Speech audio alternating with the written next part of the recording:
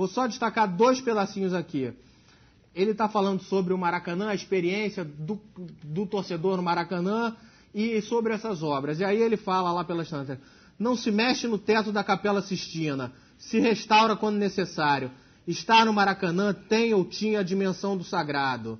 Aí depois ele vai lá e fala: junto com a queda das arquibancadas, implode também parte da alma carioca. Que o velho gigante, para sempre adormecido, descanse em paz. E aí ele vai falando, enfim, eu recomendo a todo mundo que possa ler esse texto, seja no papel, na internet. É um texto histórico que acho que reflete essa aberração, esse estupro, como o Mauro tem dito, tudo que a gente tem dito aqui. Mas ninguém sintetizou tão bem como o Pedro Motagueiros do Globo nesse artigo de hoje. É maravilhoso. Mauro César, quero ouvi-lo. Eu acho que hoje até de manhã, no pontapé, o Trajano também destacou esse artigo do Pedro. E eu acho que é importante, né, que isso aconteça, porque o próprio jornal O Globo, recentemente, né, destacou de uma manchete pedindo calma ao Blatter e à FIFA, né, de uma maneira que nem o CBF News faria melhor. Né, quando a FIFA, nessa briga política do Teixeira com o Blatter, começou a cobrar os atrasos nas obras. Né.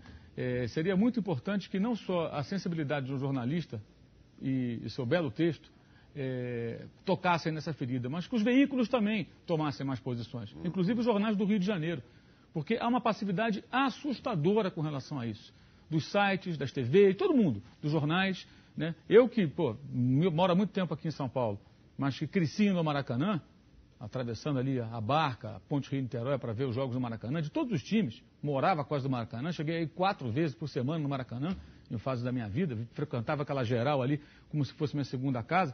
Eu fico revoltadíssimo quando vejo cada fotografia dessas, com essa destruição do estádio.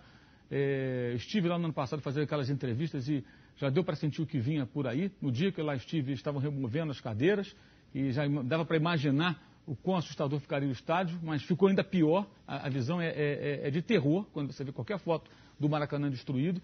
E é exatamente o que o Pedro escreveu e destacou o Lúcio agora. Ou seja, é um pontapé assim na tradição, na memória, na história, na identidade da cidade, do futebol. Eu até já disse aqui, e o Maracanã ele pertence também aos clubes.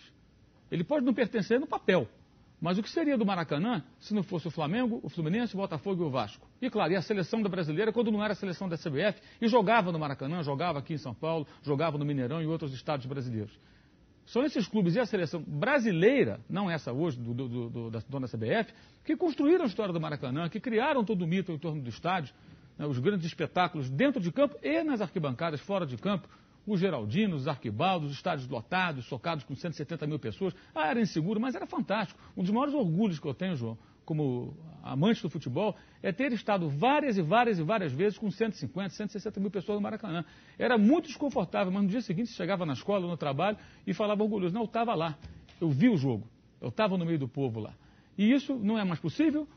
Como diz o Lúcio, esterilizam os estádios, elitizam os estádios e agora eles destroem a casa do torcedor. Isso é repugnante e nós temos que nos posicionar contra isso. A passividade da imprensa em geral é assustadora. Essas fotos que são publicadas nos jornais, elas raramente vêm acompanhadas de algum texto como esse que toque na ferida, que questione isso. Por que temos que fazer tudo que a FIFA pede e exige? O Gerd Wenzel já explicou isso aqui, é sempre bom repetir. Eu tenho lá no meu blog, inclusive, um vídeo do ano passado em que ele, no Futebol do Mundo, fala sobre isso.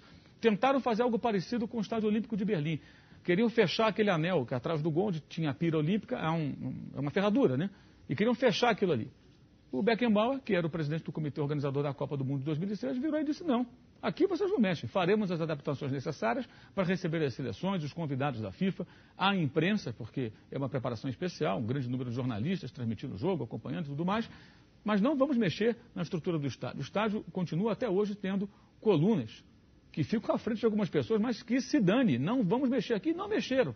Por essas e outras, é muito melhor para a FIFA fazer a Copa do Mundo no Brasil, na África do Sul, no Catar, no raio que o parta. Claro, porque aí é muito mais fácil você falar assim: queremos isso. Sim, seu Blatter, sim, dona FIFA, aceitamos tudo. Até por alguns outros interesses, né? E vão mexendo e vão remexendo. Quando fizeram na Alemanha, não aceitaram, como certamente seria na França, ou na Inglaterra, talvez na Itália, nos países do primeiro mundo, onde as pessoas respeitam mais essa identidade dos seus monumentos. O Maracanã é um monumento histórico e tem mais condições, talvez assim, coragem, sei lá, outros predicados que permitam que eles briguem. Então, acho que isso é muito bom que aconteça. Tomara que outros textos e matérias surjam a partir daí, inclusive do jornal o Globo. Matérias que toquem na ferida, que questionem esses gastos absurdos do Maracanã. Cada hora é uma despesa a mais e esse estupro absurdo do estádio, que é a casa do torcedor brasileiro, especialmente do torcedor carioca.